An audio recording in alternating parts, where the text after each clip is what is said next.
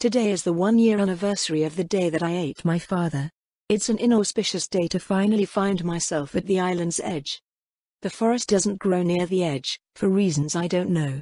When I finally found it, I was hesitant to leave the relative safety of the trees. A road runs between the forest's edge and the islands, and roads mean humans.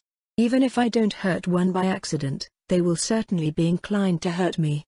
I don't want that, no matter how much I deserve it. So despite the great dread of familiarity, I craft myself a disguise. A bit of trial and error over the course of a few weeks is enough to find a working method of shaping my webs into something I can wear. A silky cloak made of webbing, gloves and thick paddings for my feet, and of course the wooden owl mask that I have held onto all this time. Once again, on this Richard anniversary, I don clothes and step out into the world of humanity. It's unlikely to be as good of a disguise as it was a year ago. I'm nearly twice as tall, my body lanky but growing into a somewhat humanoid womanhood. Which to some part of my mind is pleasantly welcome but in practice is mostly just annoying. Why do I even have these? I've seen human women attach babies to their chest before, but given that I hatched from an egg and immediately started killing my siblings, I don't think I want to put any part of my body near the mouth of a baby for a fitzo. I have to use webbing to bind up the deposits of fat growing on my chest or they flop around painfully as I move, putting more strain on a back that is already doing its best to accommodate 4 shoulders and 6 recently grown 2-foot-long quills protruding from either side of my spine. I am, to put it lightly, constantly sore. Not hurt, at least not really, but whatever method my body uses to slap parts into place is less than perfect. In terms of the disguise, however, the biggest giveaway is going to be my feet, which I don't really have anymore. Instead, I have talons. I find myself drawn to creatures that are fast, presumably because of how much of a coward I am. For a while, I feasted on 2-legged lizard monsters that hunt in packs and ran down prey much like catzels. But then my feet started to morph disgustingly, my toes thickening, the big one moving backwards like a thumb, my claws elongating to tear through anything I might try to grasp with them. The total length of my foot started increasing as well, and I suspect that if I did not stop eating my prey I would have found myself unable to use my heel as anything but a knee. I don't like that. I don't want to be a freakish mash of parts. I want to be a person. At least the quills I grew can be pressed flat against my back, making them relatively easy to hide. The creatures I feasted on before growing them could shroud themselves in darkness, absorbing heat and light from the surrounding area. I ate them, initially, because I noticed that the creatures didn't eat anything. They somehow got their power in other ways. I hoped I could find a replacement for my own hunger, but that didn't work in the slightest. Still, through trial and error, I think I have figured out when my body alters itself, if not how or why. 2 conditions have to be met in order for my form to change. I must eat a single kind of creature repeatedly, and the creature must have some sort of trait that my body does not currently possess in an equal or superior capacity. When I feast entirely on tiny, non-magical mammals, for example, my body doesn't seem to change. These also happen to be the kinds of creatures that taste particularly unsatisfying, which I do not believe is a coincidence. They still suffice and that is what matters. Despite the churning of my fears, I exit the forest for the first time in a year, finally making my way to the edge. I glance down at the islands, the mists below them, at the unfathomable distance between us, and I feel underwhelmed. Still, something about the vaguely novel experience of gazing down instead of up holds my attention, and I start to walk along the edge, part of me hoping the stone I stand on will crumble and send me tumbling off. Memory is a funny thing. I'm not counting seconds, so I have no idea offhand how long it has been since I started walking.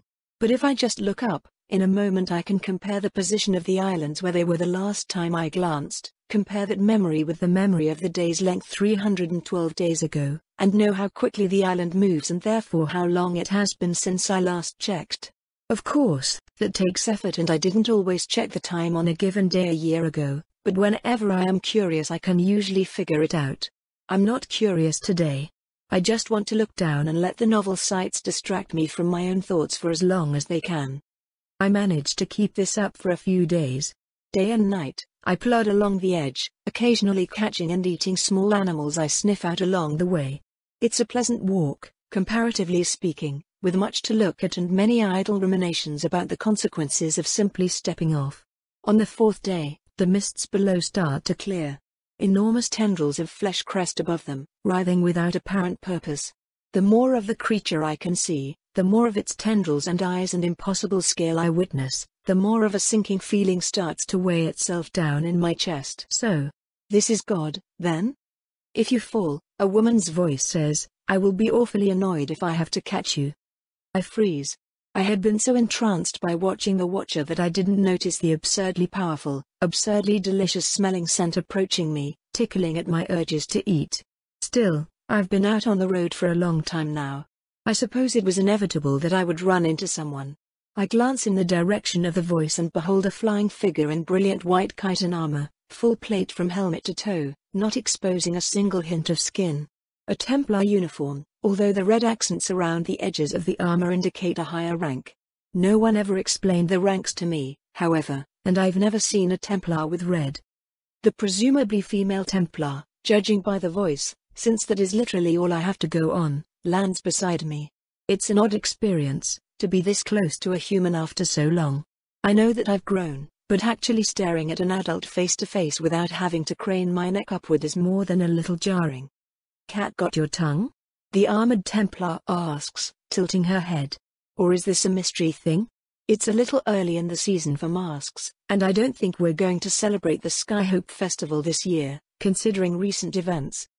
I take a deep breath, and then let it out, trying to force myself to speak. It has been so long. Sorry, I managed to choke out. You don't have to catch me if I fall. The woman barks out a laugh, turning her body to look off the edge with me. Thinking of joining him down there, are you? She asks flippantly. I'll give you the same warning I give everyone, the fall is longer than you think.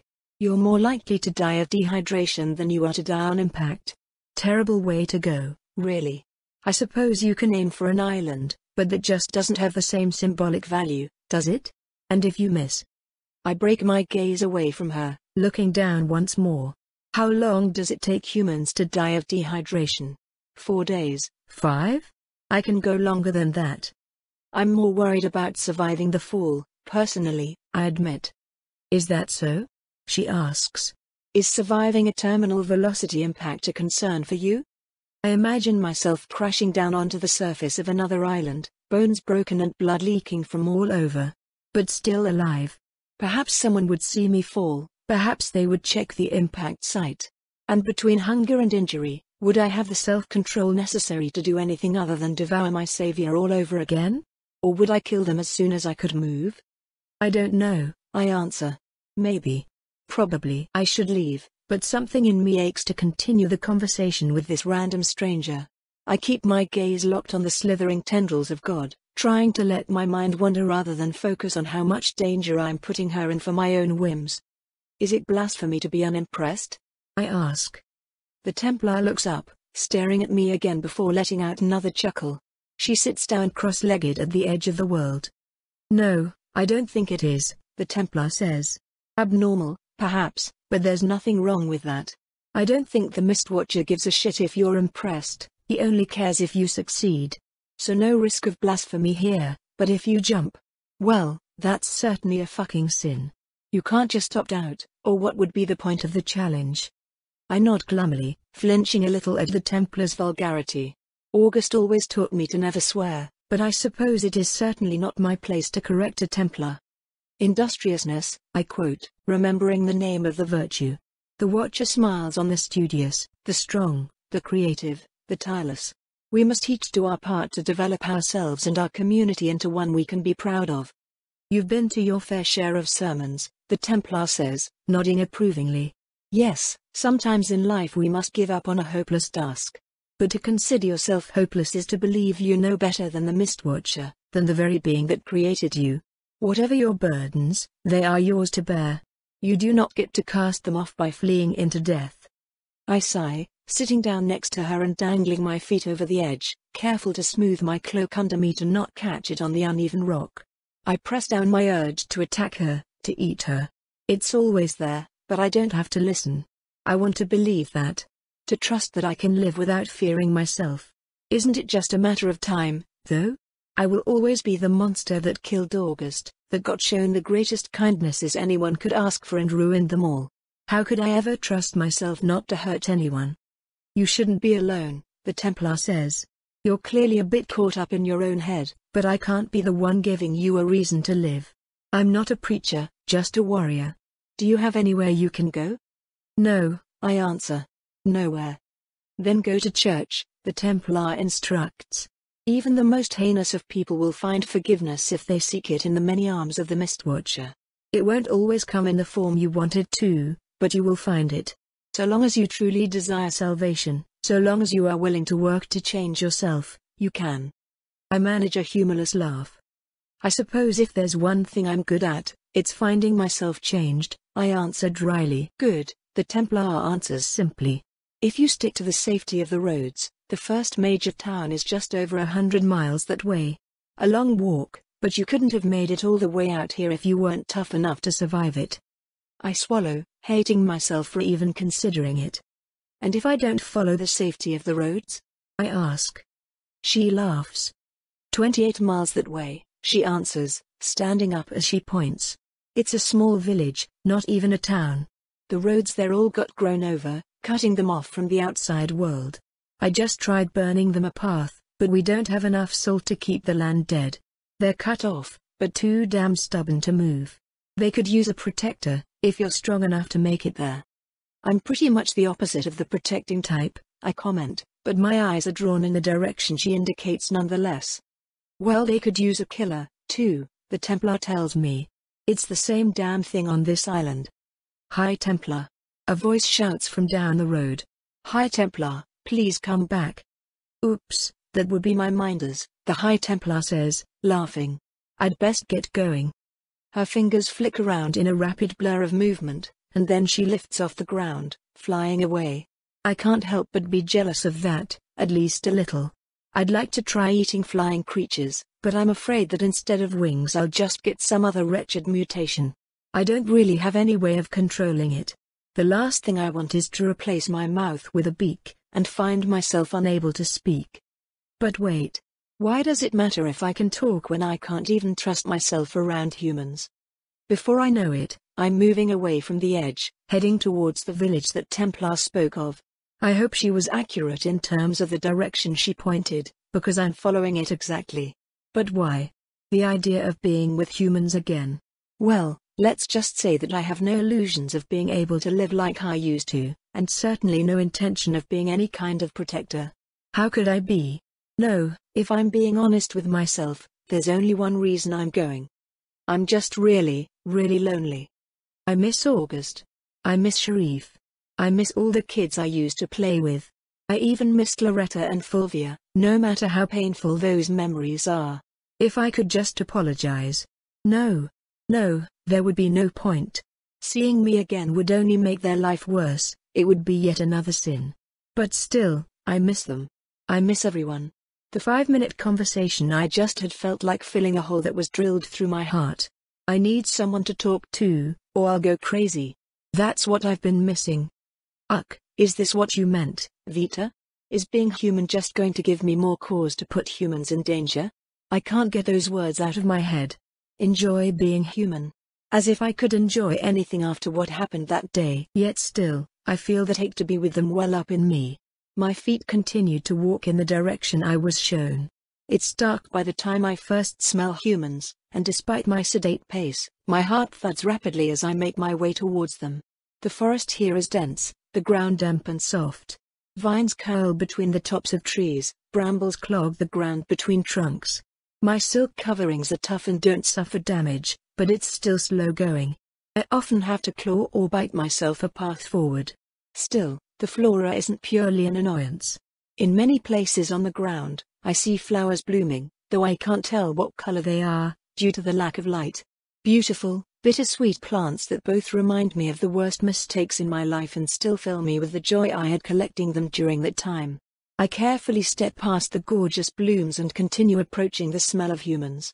Beholding the human settlement is startlingly similar to my first view of New Talsi, if much closer. Like the city August lived in, this village lies in an inexplicably sudden clearing, a spot where plants, for whatever reason, dare not to grow. The humans, of course, don't care, they're kind thriving in this sort of environment. The stone buildings sit haphazardly around each other, one or two glowing quietly from the fire within, but most are dark, the people inside sleeping. I don't have the courage to enter the clearing, but I watch and I wait. All night. Morning comes soon enough, my own torpor speeding along my perception of time. As the humans start to stir, I retreat away from them, busying myself with admiring flowers, which happen to be brilliant shades of yellow and orange, and hunting down a fresh supply of rodents to ensure that I am as in control as I can be. It's okay. It'll be okay. I won't hurt anyone. I just have to go over there and say hi, and then, I don't know. And then I'll do something else. Cry and run away, maybe? I have nearly died dozens of times in the forest, fighting monsters 10 times my size, and I have never wanted to scream more than I do right now. So I just watch. The structure closest to me appears to be the home of an adult woman who is shorter than me, which is still weird, and 3 children, 2 boys and a girl. I watch them go about their day as I peek through the trees, longing to go greet them. The children are close enough together in height that I assume they are each only a year apart, the oldest of them likely only a couple of birthdays ahead of Sharif. The girl, who is the youngest, shadows her mother as the woman goes about doing chores, from hanging clothing up to dry to chopping firewood out of a nearly intact dead tree that seems to have been recently felled and dragged next to the house. The boys play together for the start of the day, but after an hour or two their mother yells at them to cook food. They work together to do so, the oldest heading inside and starting the fire while the other runs off elsewhere into the town, returning with an armful of vegetables and a sack that smells like dead meat. Unexpectedly, he glances directly at me right before entering the house, and the two of us share a moment of frozen terror before I jump backwards, retreating into the forest with a racing heart. He saw me. I double and triple check my mask, my cloak, my other coverings. They are all in place. He didn't see what I am. He looked so scared, though. But why? Is there something wrong with me? Is my mask okay? After making sure I'm far too deep in the trees to follow, I sit down next to a flower patch and, with shaking hands, remove it. It looks the same as it always has, as intact as the day I first chose it. I breathe a sigh of relief, place it firmly back on my face, and stand back up. It doesn't take more than a couple hours for me to find myself staring out from the forest once again. I watch the same house, careful to dodge back into the trees if anyone starts to turn my way. Other villagers occasionally come by, adults chatting with the mother and trading with her, children playing with the children of the house. Enraptured, my stares continue until an island's penumbra hits, day starting to turn to night. The family returns to their home, the boy who saw me before turning his head towards my hiding spot before he heads inside, but I am fast, far faster than any human, and I am gone before he spots me again. When the light vanishes in the peak of night, I curl up on the forest floor and begin my torpor until day, despite my muscles and body screaming to move, to hunt throughout the night. My body gets its wish, a dangerous scent filling my nostrils 2 hours after dusk. A fellow monster approaches, strong enough to start my nose twitching, my mouth drooling. At first, I want to ignore it, but the closer it wanders towards the village the more I worry. Will it attack? Will it seek food there? After some deliberation, I rise, removing my mask and cloak. If nothing else, I won't be able to torpor properly while I worry about it. I hunt, and a few minutes later the 5-legged exoskeletal beast is dead, its meat and blood nourishing me for the night, as well as, perhaps, its soul. I don't know for sure, as I barely even understand what souls are, but I've heard the word and from what I understand they are quite important, unique to living things. My own observations seem to indicate that some part of me feasts on the ephemeral, and something about death makes the consumption of a body unpalatable. As if my existence needed to be even more horrifying. There is nothing I can do about it, even if it is the case. I've already tried and failed to stop eating entirely, and it becomes no more possible merely because my diet is that much more monstrous. Before starving to death, I reach an even worse state. Failing to eat doesn't make me hungrier, it only reduces my self-control. A couple 10 days pass like this. I watch the villagers during the day, most commonly the house with the mother and her 3 children, but I take many vantage points from around the circumference of the village, longingly soaking in the vicarious companionship. I'm fairly certain that I am spotted a few more times, unable to watch every possible witness at once, but I am never pursued.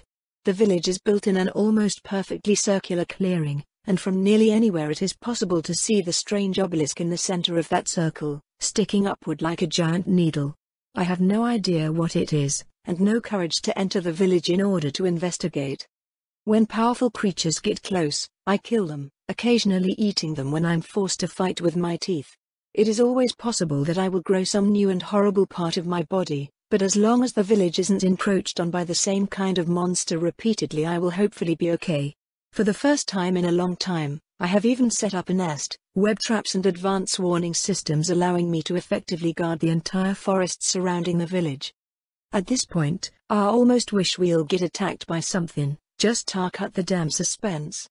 I'm listening in on a conversation between two of the men of the village, named Ye and Myung. My hearing is very good, after all, and while I know eavesdropping is rude, it seems less rude than inviting myself into the village and maybe eating someone. It's right odd to have this much peace from the forest, but you're not gonna hear me complain about it, Ye says. Maybe the High Templar actually fucking did something, wouldn't that be swell? The people of the village have somewhat of a strange accent, but I don't find it very difficult to interpret them regardless. Oi? Myung snaps. You'd best be respecting the High Templar, Ye. She came all the way out here for us, thus more than we thought anyone would do. Especially with the capital how it is. Ye grunts. Well, either the High Templar did something, or it's that Ghostoon's boy keeps harping on about. I twitch my ears a bit at that. Oon is the name of the single mother of three I watch so often, which means the ghost is probably me. Don't know what manner of thing our boy saw, but he ain't the only one. Something's been creeping about our forest, though the old preacher insists it can't be a ghost. And what does he know about ghosts? I've seen stranger things in the forest. Well, here's what I know about ghosts, absolutely nothing. I've never even heard the word before today, so I'm not really sure what this all means. A very quiet snapping noise yanks me away from those thoughts, however, and I quickly twist my head around to see one of my early warning threads drooping slack. Time to hunt, it would seem. I don't smell anything, which matches what my threads tell me, namely that the monster is approaching from the opposite side of the village. That is a bit of pain, even as fast as I am. I retreat from my eavesdropping spot and quickly start to run around the circumference of the village, heading back towards my main nest. I smell it much sooner than I expect to, hearing the crashing of branches and, soon after, a scream. Panic filling me, I rush back to the tree line only to see a pitch-black beast with a thick, barrel-like body charging mindlessly into the village. It has 4 twisting horns jutting from an abnormally small head given its size, and it runs on 4 equally disproportionate legs, hooves in the front, needle-like feet in the back, all of which are far too small for a creature with such a massive frame. Sharp spines coat its back, chitinous armor covers its belly, and dark fur shrouds its face. Even before I see it open its maw to reveal curved, black teeth, it's easy enough to recognize my kin. Vrithitso. And it's rushing straight into the village, its first target a woman I have never met yet seen so much of. Oon. Honestly, I don't know what else I should be expecting from my life. With a flex of my feet, my talons burst free of the foot coverings I've bound them in, wicked claws gripping deep into the soft dirt as I blast myself forward. I have mentioned, previously, that I am fast. Even when I was half my current size, I could cover ground unlike even the quickest humans I knew. Now I am at speeds where any more strength to my legs would be less of a boon than if I was just smaller. I'm all but forced to bend forward as I run, my body low to the ground to present as little resistance to the air as possible. This is not a technique I was taught, not something I saw someone else do and memorized. This is a lesson learned from trial and error, from feeling the wind itself try to crush me at the height of my speed. I am on the far side of the village from my target, still, but I cross the distance like an arrow, leaping past the screaming woman that flees at what may as well be a standstill to me. It is mid-flight to my enemy that I realize I am still adorned with my cloak and mask, the disguise hampering some of my greatest weapons, but not my speed. Still in midair, I wrap my arms around my brother's undersized head and hold firm as my momentum carries me ever forward. I curl my body, letting that speed transition into rotary motion, and feel the satisfying crunch as I twist his head hard enough to break his spine. A resounding clap thunders behind me as I come to a sudden stop, the air itself finally catching up to my blitz of movement. Then he bites me, because an injury as pedestrian as a broken spine is hardly enough to take out a Vrithitso. I hiss with fury as his teeth slide through my cloak and my arm, stealing a sizable chunk of flesh from my body where it immediately vanishes down his twisted throat. I gouge my talons deep into his shoulders before kicking off him, landing on 3 limbs in time to see him charging directly at me, the humans forgotten. My brother roars furiously, and I feel a roar of my own bubble up in my chest, unleashing itself as I rip my mask off and meet him tooth to tooth. Battles between my kin are messy. A mouthful of flesh can be all we need to regenerate damage dealt to our bodies, and the mindless bloodlust that comes naturally to us tends to prioritize offense over defense. As a result, multi-Vrithitso combat tends to dance in nigh incestuous cycles of feasting and regenerating as they tumble over one another in a furious hunger. I, however, am not an idiot, so I leap past him and bite both of his back legs off, using my superior speed to ensure that I never get within range of his mouth. The black blood wets my throat as glorious meat slides down it, though I'd prefer even a squirrel to this abomination of uncomplimentary, disparate traits. He may be powerful, but any meal would be better than one of my own kin. Not for any misplaced sentimentality or compunctions against cannibalism, but for the simple fact that fellow Vrithitso just do not taste very good. Still, meat is meat. It takes many bites to finally feel one taste like ash, but then it's done. My head snaps towards the villagers immediately, instinct driving my eyes to search for my next meal. I spot them clustered together, weapons pointed my way and children moved far from the scene of the battle. Very, very carefully, I resist the urge to devour them all. I close my eyes, take a deep breath, and calmly stand up, chin dripping black. They watch me, faces hard, every muscle in their body tense and ready to fight for their lives. I stare at them. They stare at me. A few of them actually smell quite powerful, but not powerful enough to pose me any real threat. Based on the look on their faces, I think some of them know that. Sorry, I managed to choke out. There's no response. My body tries to blush, but my skin and blood are the same color so it isn't at all visible. Oh no. I can't believe I took off my mask. I just didn't think I would be able to win without, my mask. I quickly look around, relief flooding through me as I spot my mask intact on the ground. I rush over, leaning down and putting it on with shaky hands. Sorry, I mumble again, not sure what else to say. Sorry. My talons are showing. There's a huge mouth-shaped hole in my cloak, revealing my extra pair of arms. They can see me. They know what I am. I screwed up, I screwed everything up. Tears welling up behind the wood covering my face, I turn and sprint back into the forest, leaving the terrified villagers behind. I run and run and run, finally collapsing next to a ring of red flowers. I'm just so stupid. I could have fought without my fangs, I could have kept away from his head. That woman was so close to getting eaten, I didn't have any time to think, and I had to get it away from her, and I'm pretty sure she's alive. She's alive. I saved her. That's worth it, right? It doesn't matter if they hate me, it doesn't matter if I can never talk to anyone or have any friends ever again. I saved a life, instead of ending it. I did something good. I shudder out a few more tears, peeling my cloak and coverings off so I can stretch my aching back. I extend my quills perpendicular to my spine, letting them vibrate and feeling heat flow into my body, watching light twist unnaturally to render everything I see as warped and distorted. The heat is soothing, a balm on the layered, crisscrossing muscle groups under my skin. I stretch all 4 of my arms, rotating my shoulders slowly as I splay my toes. I'll be okay. No one got hurt except me, and I healed it right off. That's a victory. I imagine, in my head, August smiling down on me, telling me I did a good job. I start to cry again. The next day, I found myself heading back towards the village against my better judgment. I need to know that she's okay. I need to see with my own eyes that it wasn't for nothing. I peek out from my usual vantage point, and I'm surprised to not only see Un and her children, alive and well, but right next to the edge of the forest there is a small basket. Hesitantly, when I'm sure no one is watching, I grab it, lifting the cloth draped over it to check what's inside. A variety of dried and salted meat, a couple vegetables and mushrooms gathered from the forest. I don't understand why someone would leave this here. That night, I swiftly rush over to Un's house, leave the basket on her doorstep, and retreat back to my nest. The next day, I find it by the edge of the forest again, this time filled with different varieties of meat and vegetables.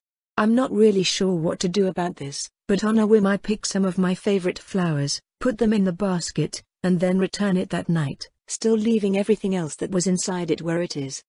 The third day, Un stands with the basket in her hands by the edge of the forest, alone. Even her daughter, who always seems to be clinging to the hem of her dress, waits by the house with her 2 boys. She's scared of me, but she's looking for me too. I, of course, watch her from a completely different part of the clearing, trying to figure out what to do about this. Hello? Un calls out into the trees. Are you there? Do you understand me? Yes and yes, not that I have any intention of saying so. Hello? She says again, and then steps into the forest. Oh, shoot. I dash around the edge of the clearing.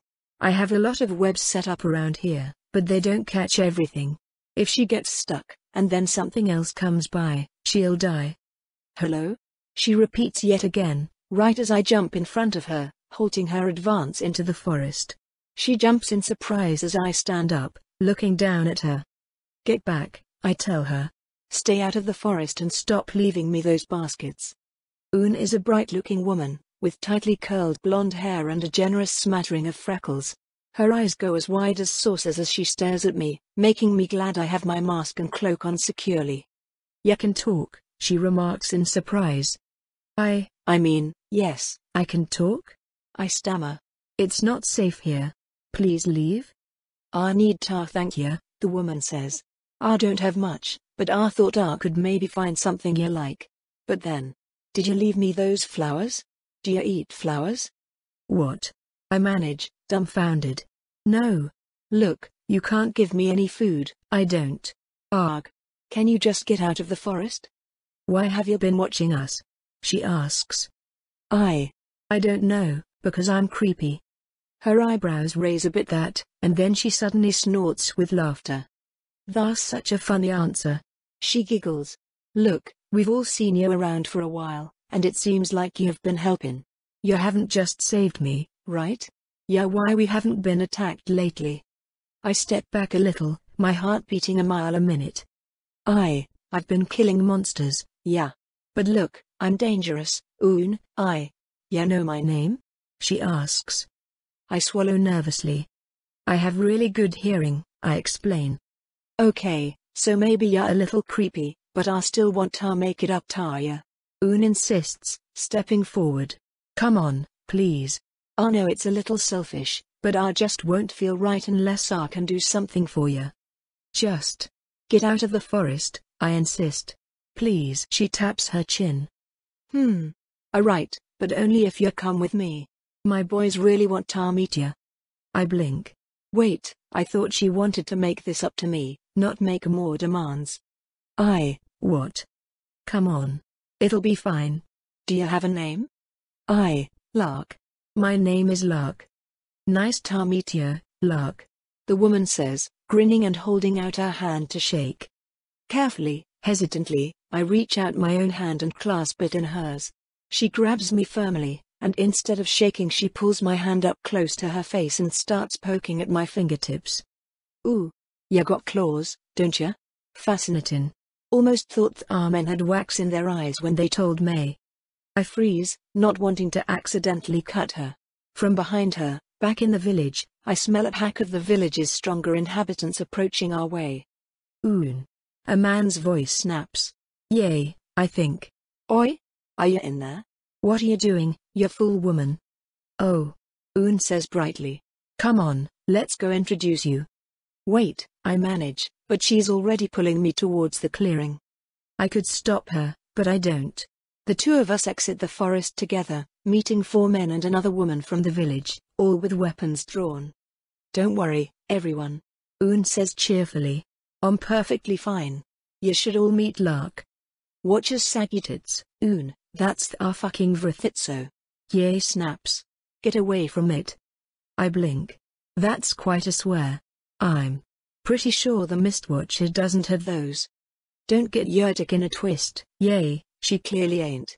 Do you see this lady trying to bite my throat out?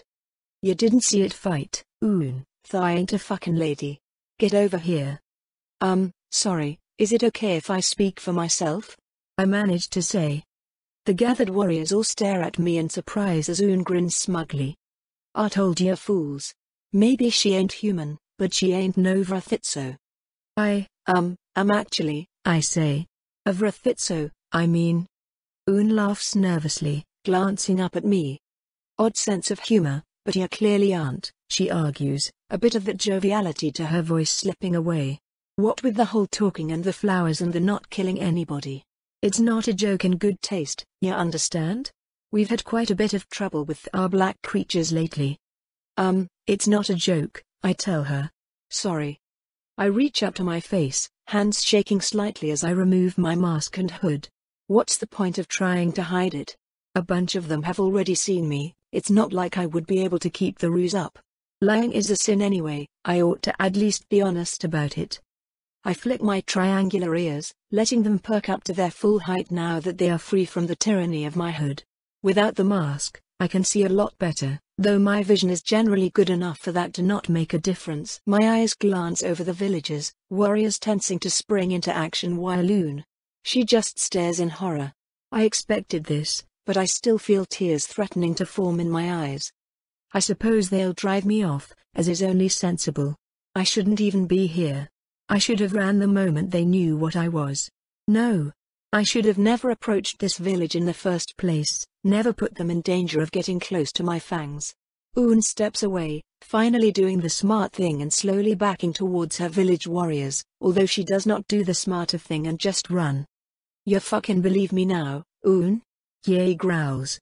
He holds a small axe in each hand, which looks kind of odd to me, but the one axe fighter I've seen didn't really seem like he was great at it, so maybe 2 is the way to go. But she saved May, breathes. She gave May flowers, yay. She can talk. Despite her protests, she still retreats behind the others. If you ask me, Tha makes this thing more dangerous, not less. What do you want from us, Hive-a-Rock beast? Nothing, I answer.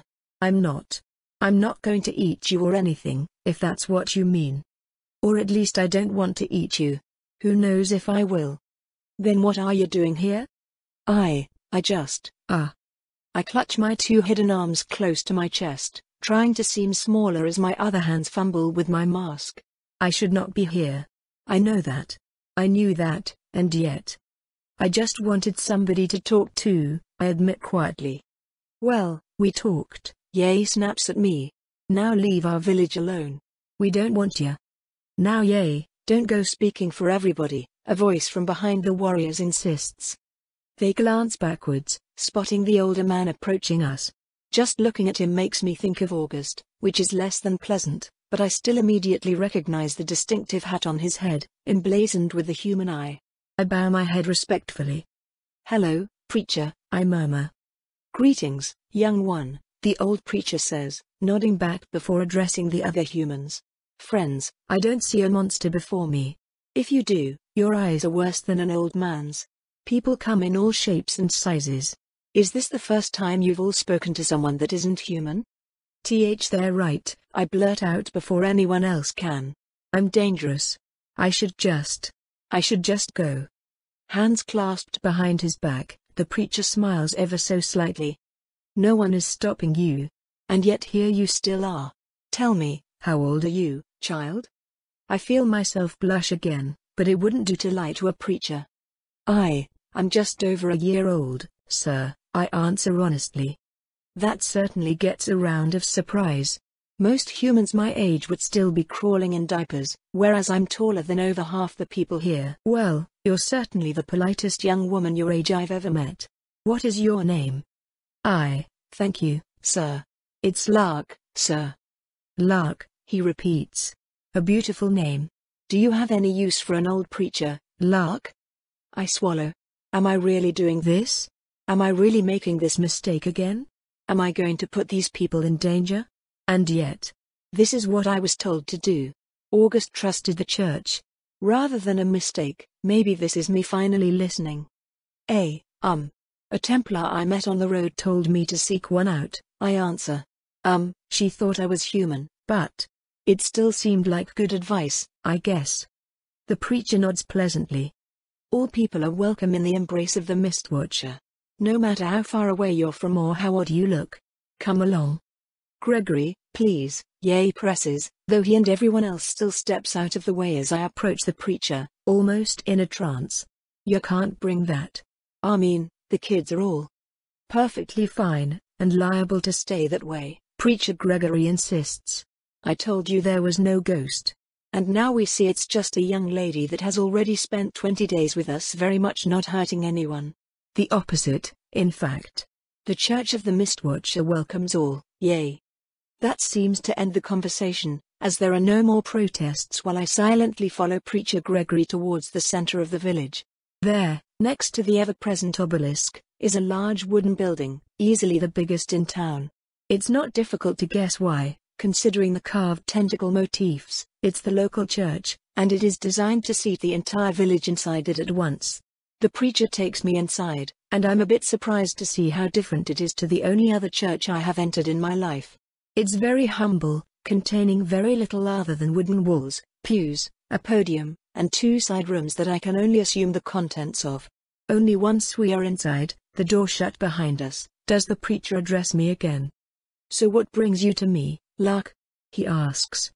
I don't have an answer for that, not really, so I stay silent as the old man slowly sinks himself into the nearest pew, relaxing considerably as he rests his old bones. I remain standing, not really sure what else to do other than try to control the nervous twitching of my quills. The last thing I need is them ripping open the back of my cloak. Which, despite the strength of my webs, they can absolutely do. Another fun fact about my quills, they make sitting down a pain in the ass, almost literally. I have to splay them out a little or they poke into whatever I'm sitting on. Gregory seems to notice my hesitance to answer, so after a bit of an awkward silence he speaks up. Stop me if you know this already, he says agreeably, but a preacher has many duties. The first is of course to guide their community as a whole. We lead sermons, gatherings, and so forth. We handle the affairs of the church in places like this, where we are small enough that one man can do the job. And these things are what most think of when they think of a preacher. But to me, I think there is a more important duty we possess. We are not just someone that preaches, we are someone that listens. It is our job to guide, not to judge. Any sins you admit within this hall are not forgiven, Lark, but neither will they be held against you. I remain quiet for a while, but this time Gregory does not offer any other words to fill the gap. Which is what I need. Because I already know what has to be said. I know what August would want me to do. I just have to stop being a coward and do it. One of the 5 virtues, I say softly, is forgiveness. That is so, the preacher agrees. I chew over my words for a bit, before coming out with them. That seems horribly wrong to me, I tell him firmly. I know that I'm not even remotely in a position to question the Mistwatcher's teachings, but I can't see how that's true. I can't see why that should be true. There are so many things that no one should be expected to forgive me for. It's wrong. It's wrong to think about the fact that those people could meet me in a supposedly perfect place, if I just, learn my lesson? Try really hard? That's not perfection. That's unfair to them. I trail off, putting my mask back on out of instinct more than any real reason. I want to say more, but the words escape me. Preacher Gregory waits patiently to ensure that I am done, and then he answers. Why? He asks. Why is it unfair to expect people to forgive you? I stare right at him, steeling myself for this. I have killed 8 people, I admit to him, by eating them. My method for this involved biting their limbs first, in an attempt to keep them alive for as long as possible while I did so. 2 of my victims were a married couple. They had a 6-year-old son. I forced the man to watch me slowly kill his wife before eating him as well. Another victim was a man that loved me like a daughter, that I fooled into thinking I was someone I'm not while I killed people he knew. 2 more people I managed to keep alive, because one of them was a biomancer that could regenerate limbs. I held her captive along with one other victim, ate their arms and legs, waited for them to regrow, and then ate them again over the span of multiple months. I watch him throughout my explanation, keeping my eyes glued to his face. The old preacher is good at not showing emotion, but there's slips of it that get through. Fear. Disgust. It's a confession that I've rehearsed before, in my head, trying to figure out the best way to emphasize the way I see my own crimes. Good luck trying not to hold this against me. Yet his voice is still calm and measured when he finally finds it. And do you intend to do these sorts of things here? He asks. Why do you admit this to me? Because the last two are still alive. And I can't think of a single thing more horrible, more undeserving than the idea that they might be expected to forgive me. I don't understand it. Immediately, his face softens. Just a year old, you said? Well, let me ask you this then. Why did you do it? I frown. What does the reason matter? It was still done. Well, at first it was instinct, I answer anyway. I was hungry. But some of my earliest victims taught me how to speak, and from that point on, I have no excuse. I knew that they were people, that they could think, that they could be hurt, but I just didn't care. Yet now you do, the preacher confirms. I swallow. I do. But it's too late. I can't take back what I've done. No one can. But anyone can be redeemed. You are making a common mistake, young Lark. Your victims have been irreparably harmed by you, but the forgiveness you seek is not from that of your victims. The forgiveness you must turn is that of the Mistwatcher. They may hate you until the end of time, and that is their right. But you may still be forgiven, nonetheless. I sigh through my nose. I don't deserve that, though. He shakes his head, that faint smile still on his lips. Lark, you misunderstand the nature of forgiveness. It is not a mercy granted to you that you may cease to regret your past. It is not a set of weights you can acquire with good deeds and place on a scale.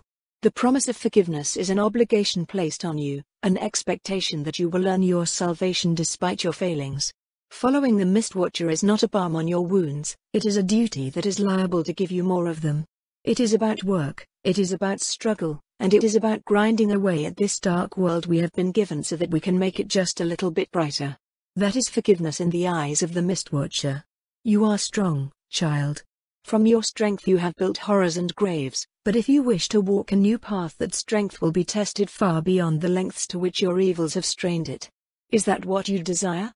I knew my answer before he asked the question. Yes, I whisper. He smiles wider, creases bending deeper around his eyes as the expression blooms across his face. Then welcome to our community, Lark. Those words were not met with approval when they were shared with the rest of the village, but to my surprise they were not gainsaid either. For the next few days, I was a constant bundle of panic, afraid to get close to or talk to anyone. I attended church, and after church I retreated to the forest. I killed monsters that got close, sequestering myself away until the next day, the next time all the villagers gathered in that one room and I tested my ability to ignore my instincts. And I'm afraid to fool myself with arrogance, but in those times I barely felt them at all. It's always there, in the back of my skull, but I don't think about it. Not when the preacher is talking, not when lines of people glare at me as they exit the wooden place of worship, and not throughout the night as I guard the sleeping village, sitting next to the obelisk in the center so I can smell an approaching threat from any side. The obelisk is such a curious structure, feeling smooth and hard to the touch like glazed pottery or crystal. The fifth night, I don't smell a threat, but I do smell something I never expected to approach me. Un's middle child, the boy who saw me before anyone else, sneaks out of his home. Hyun is his name if I recall correctly, and I always do. I debate leaving, but I don't. Again. He walks directly up to me, though he keeps a solid 8 feet of distance. Which is almost funny to me, considering how absolutely pointless that caution would be if I actually intended to hurt him, but even the thought of intending to hurt him is enough to ruin any amusement. Does your mom know you're out here? I ask him. He winces a little at the question, but quickly puffs out his chest to give his counter-argument. I'm as old as 5 of you, he asserts. If you're old enough to be out of the house at night, I am too. I suppose that makes sense, I agree, smiling behind my mask. But in my defense, I don't exactly have a house. Oh, he says.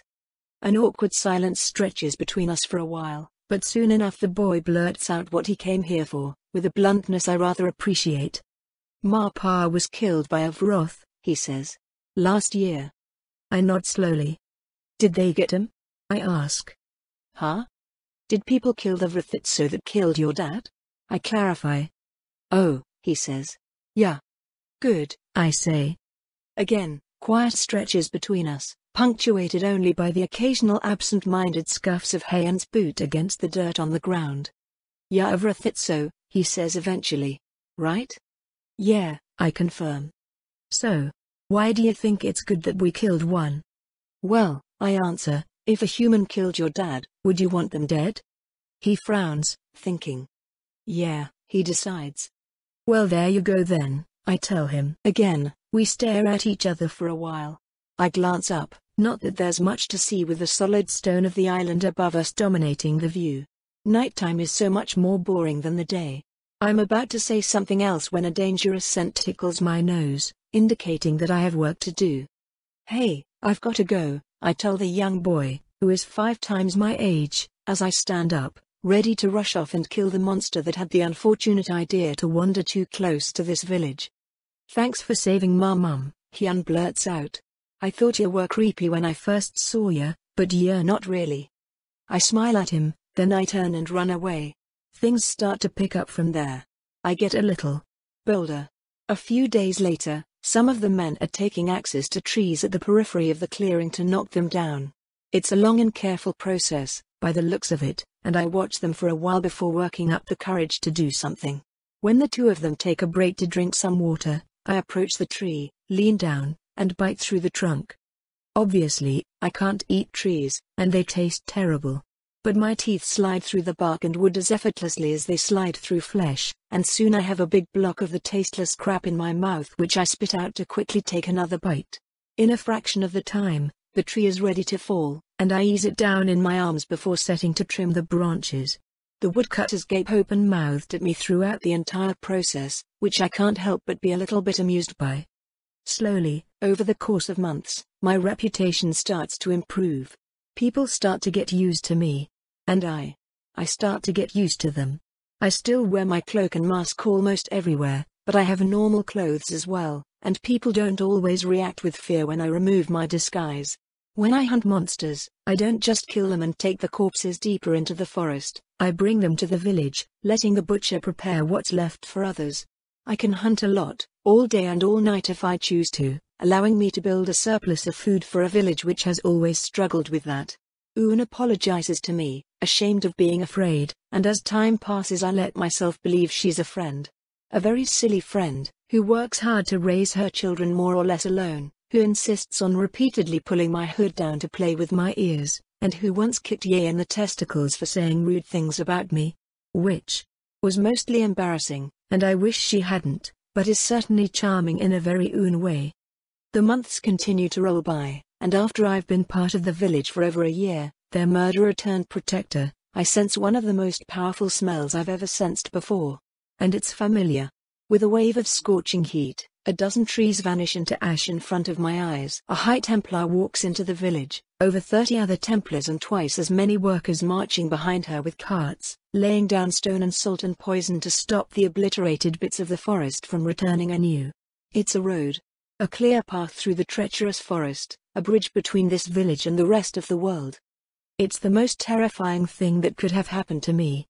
My disguise fully on, hood up and mask firmly attached, I am the first to greet the High Templar, in part because I am the first to know she's coming. She waves as I approach, a smattering of other villagers gathering behind me. "Well, hey there." The High Templar greets me. "You're the Owl Mask Girl. I see that you have not even remotely changed your fashion sense in the last year." "The mask has sentimental value," I tell her. "Greetings, High Templar." "Hold on a tick," Un murmurs as she sidles up behind me. "You never told Maya you know Galdra the Annihilator." "I never told you that I ate 10 people either," I think to myself. That stayed between me and the preacher the whole time I've been here. Anyone who knows anything about Vrothitso could probably look at me and figure out that my diet was heavy on humans for a while, but no one here knows that, or if they do, they keep it quiet. Although, in this case, I have a good excuse for keeping quiet. I have no idea who Galdra the Annihilator is, I say honestly. But I did meet this woman on the road once. Yeah, and I did my good deed for the day talking you out of jumping off the edge, Galdra laughs. And you apparently did your good deed for the year keeping this village alive. Honestly, when we left I figured everyone here would be dead within the week. Excuse me, Ye growls. We are clearly fine, and we would have been fine without you or your pet. I wouldn't be, Un snaps at him. I just mean, what the fuck is a High Templar doing here now if she thought we were fucking dead? He grumbles. I wrinkle my nose under my mask, flinching a bit at the heavy language. The High Templar doesn't get a chance to respond to the vulgarity, though, as our answer soon limps up to present himself. Galdra, Preacher Gregory greets warmly, his arms outstretched. I see my bird made the journey after all. Galdra takes off her helmet, revealing a bald, aged face, plates of worked metal shining in her skull where hair would otherwise be. She accepts the offered embrace, grinning right back at our preacher. It did indeed. I even got to read your letter, after Command faffed about with it for 2 months.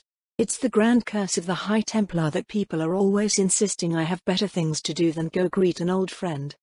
What news is there of Skyhope? Gregory asks. Well, it's still a donut, but after nearly 2 years we're starting to get our shit together. Still worse off than we were before, of course, but we finally have the groundwork set to actually improve things in Vulca. Hence, new roads. Welcome back to the wider world, oh unnamed village that shows up on not a single map. I say nothing as the exchange continues, wondering what my life will now become. I'm usually disguised just because it makes people more comfortable, but I do often enjoy being able to stretch all 4 of my arms when the mood takes me. And my feet, well, those tend to be obvious unless I uncomfortably bind them up like I have now. With the road, though, strangers could enter the village at any moment.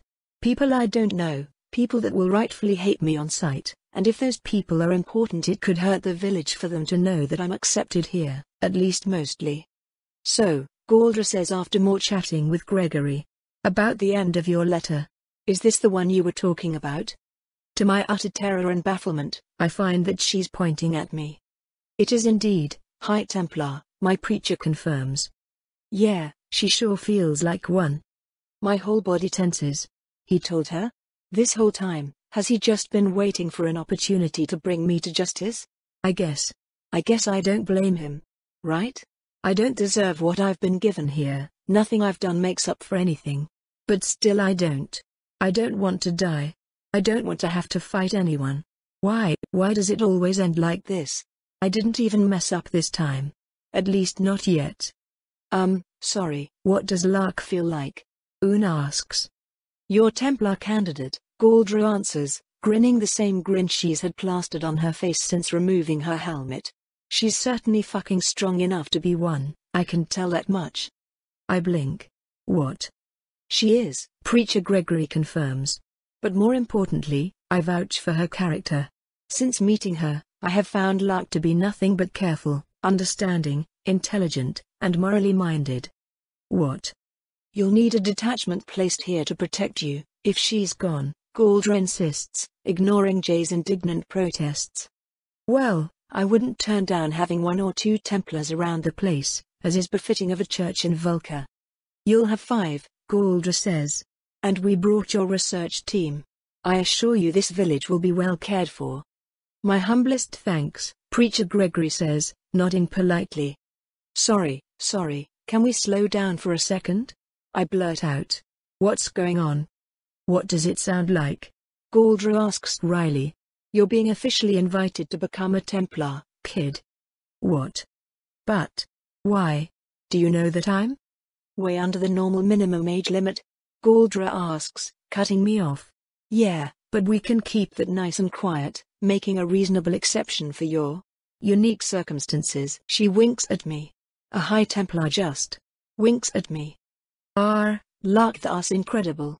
Un chirps, reaching up to vigorously rub the top of my head. You're gonna be a Templar?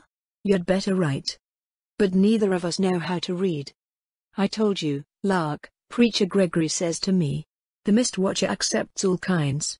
It is within my power to recommend you for this position, and I believe it is the path where you will do the most good. But Lark, Gregory says, cutting me off kindly but firmly. You have been here for a year. Have any of your fears come to pass? Have you ever even gotten close? I shut my mouth. He's right. It has never even gotten close. But I've been careful to never go without eating. To never get seriously injured. A Templar. Lark, you will be fine. And if what you fear does happen, what better place to be than surrounded by those most likely to be able to stop you? That's actually a good point. But I don't want to leave. I finally found somewhere that I'm almost comfortable.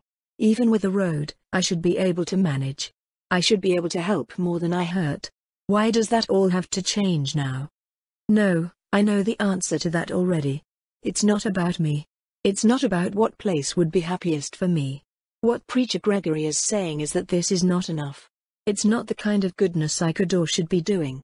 I have to be more than this. The Templars are where he thinks I'll do the most good. And I have to do good. I owe the world more than I can repay.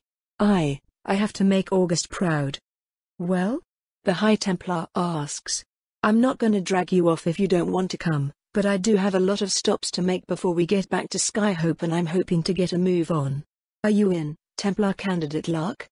I swallow. This is just so ridiculous. I'm a Vrithitso. I'm a man-eating monster. Less than 2 years ago I was gleefully killing hunters, and now I'm joining the most important organization on the island? Is that a joke? I look the High Templar in the eyes. I don't deserve this, I tell her firmly. She snorts derisively, as if I couldn't have told her anything stupider. Do you think I do? I don't give a single shit what you deserve. Are you in or out? I swallow, staring blankly ahead. Oon gives me a hip bump and a thumbs up, but I barely even notice. I'm confused, terrified, and overwhelmed. But I answer.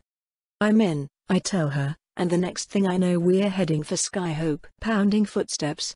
Voices. Ragged breaths. Heartbeats. The instant I return to consciousness I am assaulted by the all-too-familiar cacophony of nonsense garbage forcing its way into my ears and to the forefront of my attention. I keep my eyes firmly shut, my breathing quiet and even, as I set about the process of consciously sorting through the overwhelming intake of information. I slowly let it pass over me, returning my panicked brain to a semblance of working order. It doesn't have to be all at once. Filter, filter, filter. Important sounds, my heartbeat, multiple synchronized heartbeats from some kind of non-human creature, the mutterings of what sounds like medical jargon, the general shape and layout of the room I am in and the cot I'm laying on. Next comes smell. My nose wrinkles and I wish I could just plug it, but that only kicks the problem down the road. Still, the scents here are particularly unpalatable, both sterile and sick. Blood, alcohol, sweat, that gross nutrient slurry biomancers like to shove in people. Filter, filter, filter. I'm in a hospital. Which I suppose makes sense. I didn't expect to wake up at all after getting bitten in half, but if I'm going to wake up anywhere it's certainly going to be a hospital. Blessedly, I feel next to nothing from my sense of touch, so I'm probably doped up on painkillers. That's nice. I like painkillers. Finally, I open my eyes, and while I spend a brief moment being overwhelmed by sight, one of the first things that catches my attention immediately straightens my thoughts in order. Looking back down at me, with a pleasant smile on her lips, is First Lady Penelope Vesuvius. Oh good, she says, you're awake. Name please? Templar Yelisaveta, I grunt in answer. She nods, glancing down at a pile of notes that she's carrying. Birthday? She asks. Giant's thumb, 27 years, I say automatically. And how many fingers am I holding up? She asks, holding 3 fingers up in front of me and 2 behind her back. 3, I tell her. She smirks, her misshapen golden eyes almost glittering. This is, of course, why I could immediately identify Vesuvius the Inhuman despite having never met her. No one else has that color iris, or those jagged, lizard-like pupils. And of course I doubt there are many people running around with like a dozen extra tiny hearts either, but I resolved to not go gossiping about that particular feature. Lady Vesuvius' long blonde hair is in a single, complex braid that reaches down below her waist. Fashion-wise, she seems to be wearing a custom-made gambesine, flared and accented to highlight her frankly unfair figure in ways that might not be perfectly efficient but don't severely compromise the integrity of the armor. And damn, it has to be expensive fucking armor. The dye job on it is masterful work, each individual fiber coated completely, the color sinking deep into the interwoven threads rather than slapped on to save costs. The end result is a woman that looks equally ready to attend a formal dinner as she is to single-handedly kill an entire army, because that's apparently a thing she can do. Half the church considers her an honorary High Templar, and almost everyone considers her a national hero. Which of course immediately makes me wonder what the fuck she's doing personally treating someone like me. Well, congratulations on surviving, First Lady Vesuvius tells me, grinning like a watch-a-damned vampire bat with those crazy canines of hers.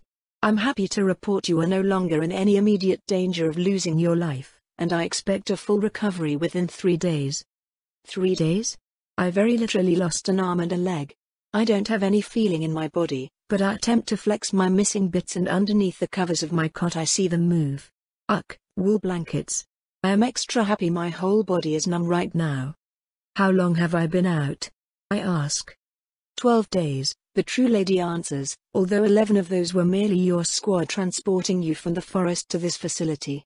Your team managed to stop the bleeding, and I volunteered to take your case from there. I can't help it, I'm a bit incredulous.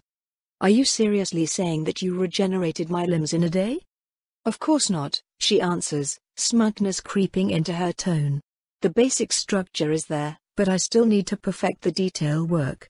I wouldn't recommend walking on your new foot quite yet. And make sure you hold and drink this with your old hand. Yeah, like that isn't still stupidly fast for a multiple limb regeneration.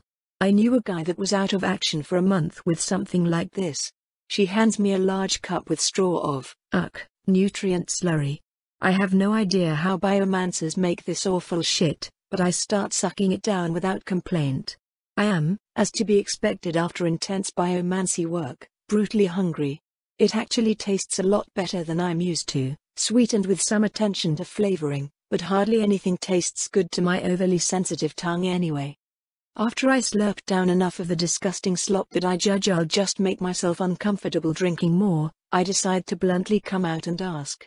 They say Vesuvius is pretty even-tempered for someone with enough screws loose to give themselves lizard eyes, and I'm not really one to beat around the bush.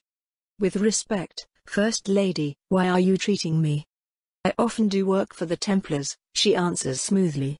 You are, after all, the most effective force we possess against the Vrithitso threat. I consider it no less than my national duty to assist. What a very politically minded answer. It's also obviously bullshit. Okay, but why have you decided to treat me? I ask. She laughs at that, and I think it's actually genuine. The muscles in her shoulders just unclench the tiniest bit, the deliberacy of her actions lightening for that single moment. The talent in your file, she says, tapping the papers she has in front of her.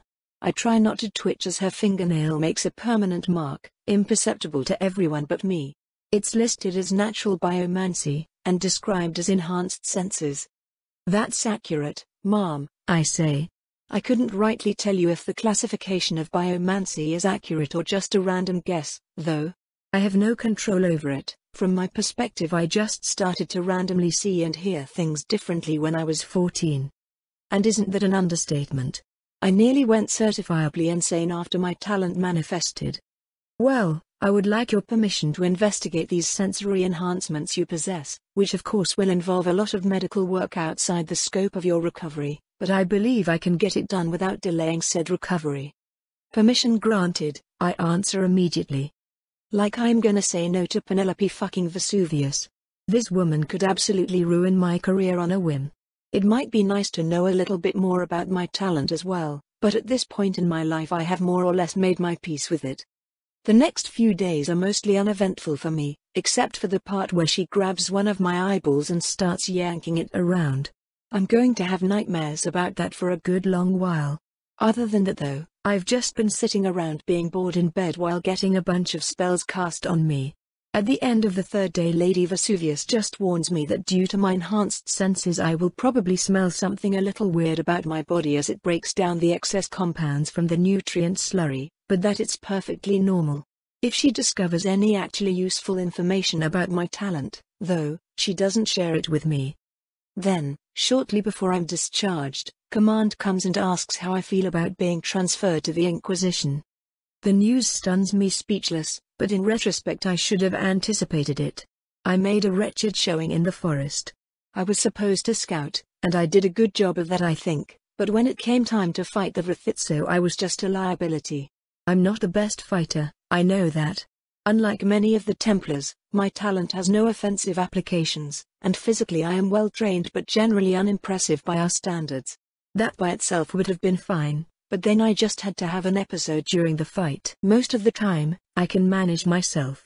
My senses are stupidly precise, but with experience I know how to ignore the sight of every disgusting bump and pore in a person's face, every wet slap of saliva as their tongue moves around in their mouth, every hint of body odor or agony of perfume. Watch his eyes, I fucking hate perfume. Sometimes, though, usually just after waking up, the filter in my head just turns off and I'm assaulted with information. When this happens, I usually pretend that it isn't happening. I'm pretty unresponsive during an episode, but they tend to only last 5, maybe 10 seconds. They used to occur all the time, but I've put my damn work in and I'm much better at recentering myself than I used to be. Still, I've never talked to anyone about it, because of course if I do I might lose my job. A Templar that randomly loses the capacity to distinguish between things she's seeing is not exactly combat ready, but the episodes are so rare it was never a problem. You know, until it was.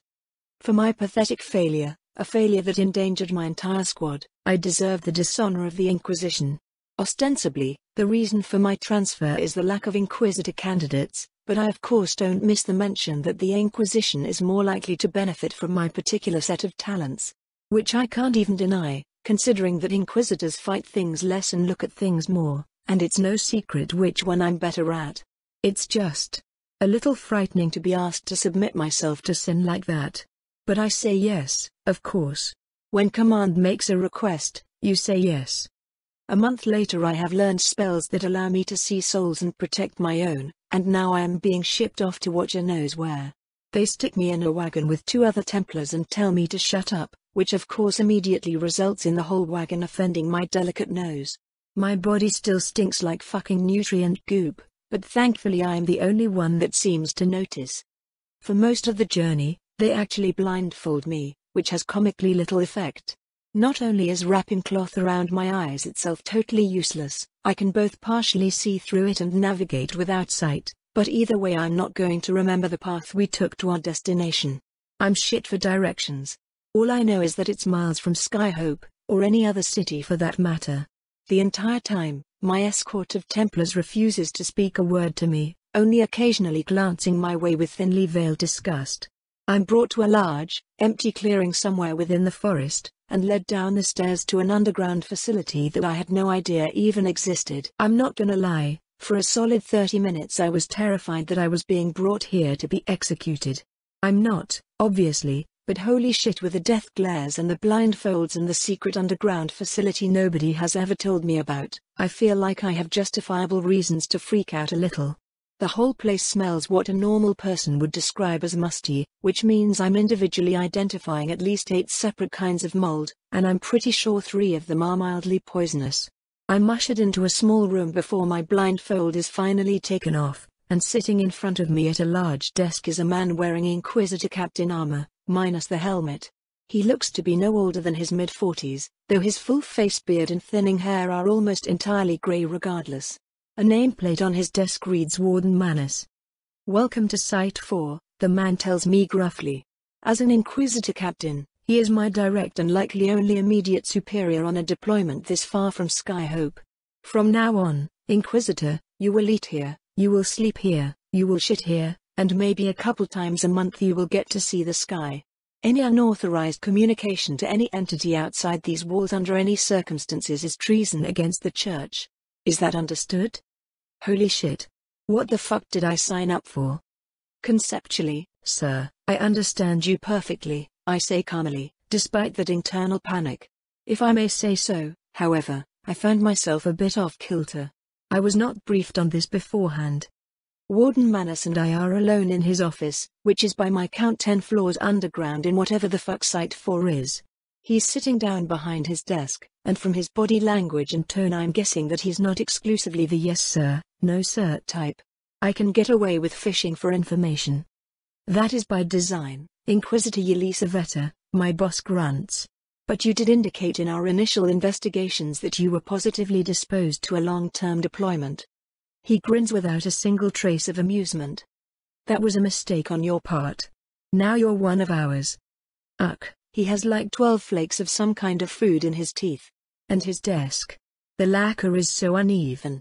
All the little pockmarks and indents, each a tiny deposit of dust and grease. I suppress an urge to shudder. Focus, Yelisaveta. I don't think he's mocking me. I legitimately got myself wrapped up in something with so much operational security they couldn't even tell me it was happening until I got here. I don't like that, but I'll follow orders. What else am I going to do? What does being one of yours entail, Captain? I ask simply. He snorts, but gives me a slight nod of approval. Site 4 is a maximum security correctional facility, he explains. A prison, essentially, where we keep people that cannot be contained anywhere else. As our shiny new replacement Inquisitor, you will be watching, handling, and attending to the needs of our more dangerous inmates. I take a deep breath to steady myself. Replacement Inquisitor, sir? We had an incident, the warden says simply. You will be fully briefed by another member of the staff. But suffice to say, Inquisitor, this is a high-stress position. Your previous captain noted exemplary interpersonal and conflict resolution skills, along with a consistently even temperament in your file. That kind of level-headedness is what we need here, not a warrior's bravado. I nod, slowly. It's true, I've always preferred doing city work to forest excursions. Understood, sir. In the interest of keeping a level head, would you mind just popping the bubble and telling me the most shocking thing about this facility that I currently have the clearance to know? It's been quite the day and I feel as though it's best to get it over with. Once again, he flashes that humorless grin. There's a hint of sadism to it this time, so I immediately resolve to keep my face as straight as possible. 20 floors down sits the cell where we keep former High Inquisitor Raz Rainier. Fuck. Yeah, I don't keep a straight face at that one. It certainly explains why no one is allowed to know about this place, at least. Holy shit, they have Ars here. Ars is alive. I was only a little girl during the Ars crisis, but it was still one of the most terrifying parts of my life. I'm shown to my room and given large stacks of instructional material that I'm expected to memorize within the next 2 days. There's no mention of why the fuck he's alive, except for the fact that his prisoner classification is Epsilon 0, which as far as I can tell is as nasty as it gets. Epsilon's security protocols are intensive to the point of absurdity, including a clause about how I'm expected to lay down my life to prevent them from escaping. Or from dying. Under no circumstances is an Epsilon-class prisoner allowed to die, and as such a huge slew of precautions in their security protocol is about preventing those prisoners from gaining the opportunity to kill themselves. I only have a few ideas as to why that would be considered so important, and all of them are terrifying. The zero designation of Epsilon 0 means that the risks of attempting to reform the prisoner into a functional member of society are considered categorically and unacceptably greater than the risks to personnel. A zero designation prisoner would normally be executed, but due to that weird clause of Epsilon level security, Ars is kept alive. I am, thank the Watcher, not expected, and in fact explicitly forbidden, to involve myself with the team assigned to Ars, except in the event of an emergency. 2 days later, I find myself shadowing another Inquisitor as she makes the rounds in what will be our shared prisoner assignment. She has, apparently, had to do this job by herself for the month between my arrival and the loss of her prior partner, so she seems understandably exhausted and short-tempered. But still trying her best. Her name is Inquisitor Victoria, but she asks me to call her Vicky, so I do the polite thing and ask her to call me Jalisa. Okay, so here's my second to last. I'll probably want to keep this one. Gamma 4, but was Gamma 2 when we got her. She's a splice named Aldrix. Technically, both of us will be considered responsible for every single prisoner within our purview, but Vicky suggested that we each focus on taking half of them rather than alternating or doubling up. Which, kinda seems like a security risk to me, but she insists it enables the establishment of a better rapport with the prisoners. As my senior and the only one between the two of us who has any real idea what we're doing, I'm inclined to defer to her. So far today, we've mostly been making the rounds so I can see the sort of things Vicky does every day and she can introduce me to the prisoners. Generally speaking, the facility isn't what I expected from a prison. Most of the cells are clean and comfortable rooms, complete with furniture and reading material and mostly private attached bathrooms. Higher number prisoners tend to get nicer accommodations, because higher number prisoners are the ones that can be trusted with things like tools, privacy, and so forth.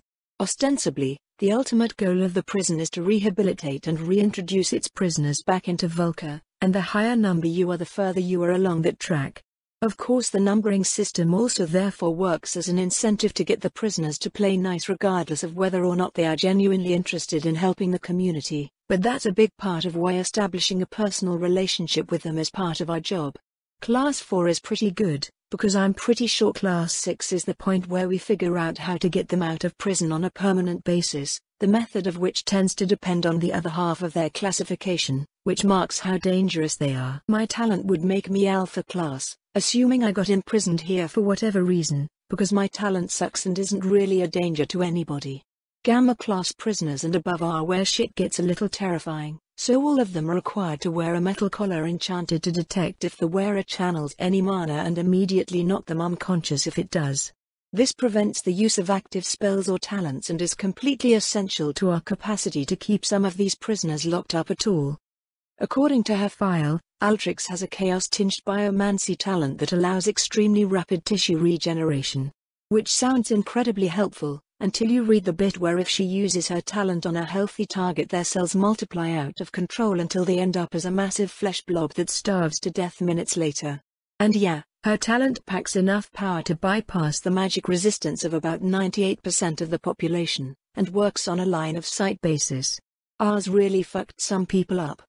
I triple-check my soul sight and soul shield spells before we open her cell, because while Altrix doesn't have any confirmed animancy abilities it just feels like a good idea to stay in the habit. It feels so strange to cast animancy. Instinctively I feel as though it should be some kind of wretchedly dark magic, with arcane mana structures and twisted somatic incantations. But no, it's just kind of exactly like every other school of magic. I'm not really a great mage, but I know the essential 8 like any Templar and dabbled for a while in seeing if I could use chinemancy to dull my senses, which didn't really work out. The point is, my job now requires me to commit blasphemy as part of my daily routine, and I really expected that to seem more serious than it does. Okay, take off your helmet, Vicky instructs. I know that's normally against protocol but we have a special dispensation for Altrix. She won't remember your voice, she needs to see your face. I do so, and then Vicky knocks on the door and then opens the cell, the inside of which really looks more like a pretty decent apartment. A woman I assume must be Altrix sits on the bed with a book in hand, her head twitching every couple seconds as she stares wide-eyed in our direction. Intellectually, I'm aware that she is most likely the ugliest woman I have ever met, at least by normal standards. Every revealed part of her skin is a bumpy mass of tumor-like growths, bulging pustules of colors ranging from ashy gray to inflamed red.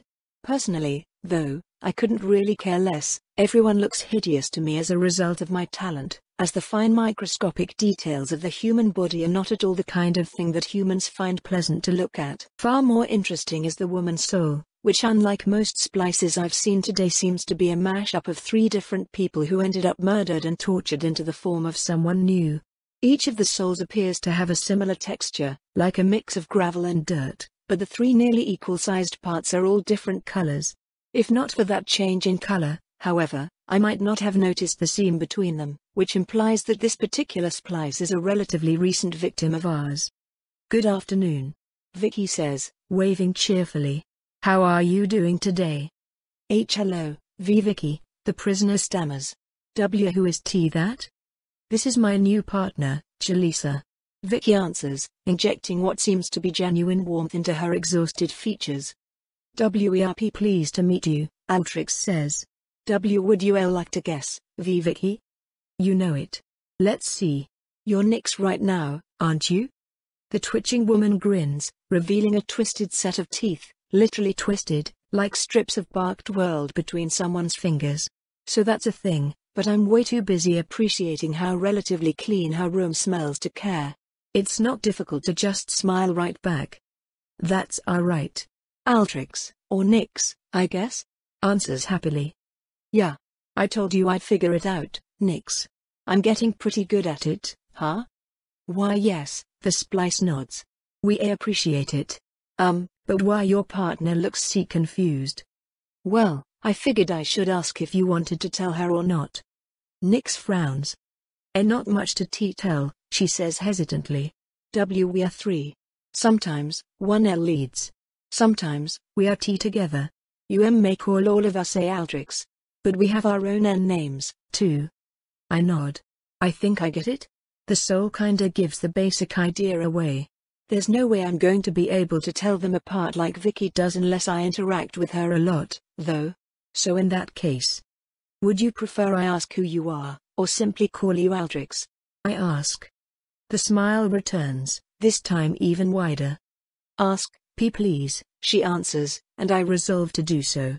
Of course, I have no idea how much I will be seeing the woman if Vicky splits our duties the way she proposed, but it's an easy enough concession to remember. Introductions established, we set on to the main purpose of our duties. First, of course, we ask if she's feeling okay, if there's anything she needs, if there are any problems with her room and so on.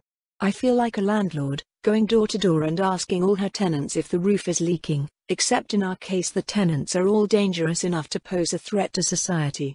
But, for a lot of them it's entirely not their fault. They were just born this way, or in the case of Nyx/Altrix, made this way.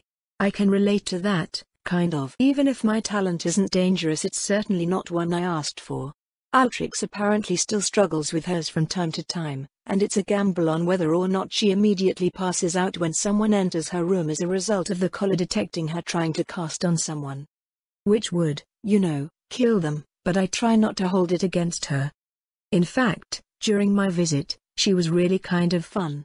Nyx pulled out a board game and we spent about half an hour playing it. I got my ass kicked, before Vicky declared that we have to move on to the next prisoner on our list. Not that she called them prisoners in front of Nyx. Isn't she just an absolute sweetheart? Vicky asks me after we lock Nyx back up. I like to use her as a nice palate cleanser before I have to end the day with our last stop. Our last stop being? I prompt. One that you don't really need to worry about. It's only fair I take care of her, but you should meet her at least. Just don't do a single fucking thing unless I tell you to.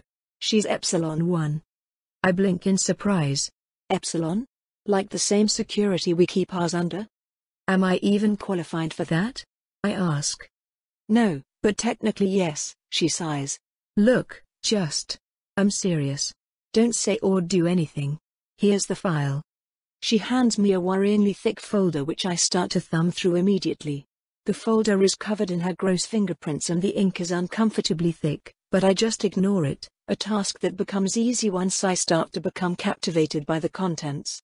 Class Epsilon 1. Imprisoned for 1 year, 9 months, 22 days.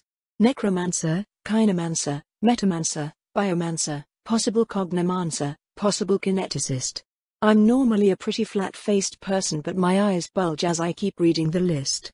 Known abilities include empathic life detection, unknown range, undead control vocal, physical enhancement, extreme, weight, instant death aura? White creation? What the actual fuck? I keep reading, and the list keeps getting crazier. It says here she's holding over 300 human souls hostage? I ask my partner. As in like, present tense? Yep, Vicky grunts. They're inside her body somehow, she's fucking psychotic. We tried everything to save them. Plea deals, bribes, torture and threats. I finish for her, scowling at the files. There are notes in here about how she's immune to pain, too. Vicky shrugs, seemingly unrepentant. The woman's face is hard, boiling with a hidden fury. We should have just killed her months ago, but command says no. Apparently they're afraid it'll make things worse. My eyes flash over the files as we descend down many flights of stairs, the cramped stone walls echoing every footstep like a drum in my ear. What startles me most is the extreme difference between the way Vicky treated the other prisoners and the way she seems inclined to treat this one. Keeping 300 souls away from the Mistwatcher is fucked up, but I feel like something more happened here, maybe something personal. I find it near the end of the files, a simple note. Demoted from Epsilon 3 to Epsilon 1 after lethal altercation with staff. The date for the entry is about a month ago. Well, I guess it's time to meet the prisoner who killed my predecessor.